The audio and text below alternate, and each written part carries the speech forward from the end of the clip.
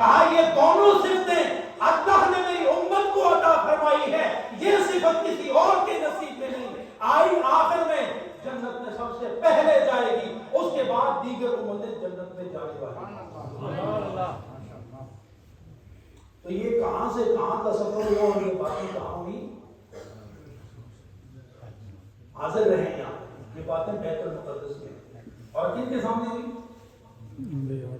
تمام۔ اب غیر نبی وہاں کوئی بھی نہیں تھے، تو ماننا پڑے گا کہ سارے نبی حضرت ابو بکر کو بھی جانتے ہیں، عمر فاروق کو بھی جانتے ہیں، عثمان غنی کو بھی جانتے ہیں، اور حیدر کرار کو بھی جانتے ہیں۔ جہاں اتنی باتیں ہوئی وہاں نبی نے اپنے یاروں کی بات بھی کی ہوگی، اور کس سے کی ہوگی؟ کبھی خدا سے کی ہوگی، کبھی ان کے انبیاء سے کی ہوگی۔ تو نہ انکار وہاں پر ہے، نہ انکار یہاں پر ہے۔ وہاں سے بھی پیار مل رہا ہے اور یہاں سے بھی پیار مل رہا ہے۔ معلوم ہوا کہ امت مصطفی خدا کے ہاں بھی مقبول ہے اور ان کے تمام انبیاء کے ہاں بھی۔ تو پھر ہم نبی کا ذکر کیوں نہ کریں یہاں سے؟ تو دمادم مست کا نظر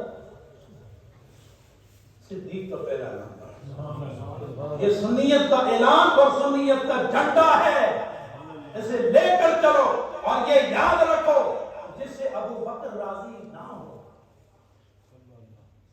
وہ تو ذرا، بلکہ حضور علیہ السلام نے ارشاد فرمایا یا ابا بکر انی اراکا علی باب الجنت تشفع لامتی۔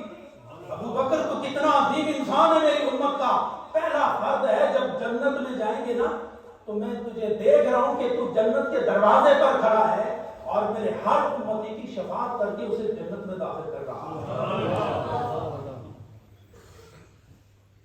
بیت المقدس میں یہ ساری باتیں ہوئی، نماز ادا ہوئی، اور وہاں سے آپ، یہ دنیا کا سفر تھا، زمینی سفر تھا، یہ آپ کی بشریت کا سفر تھا۔ کس کا سفر تھا؟